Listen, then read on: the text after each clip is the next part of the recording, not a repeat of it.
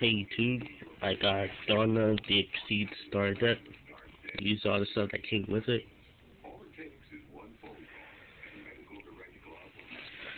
And can you guys answer this question below? Should I make an album just for my rares?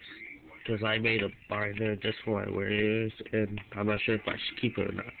So leave it in the comments below if I should do that.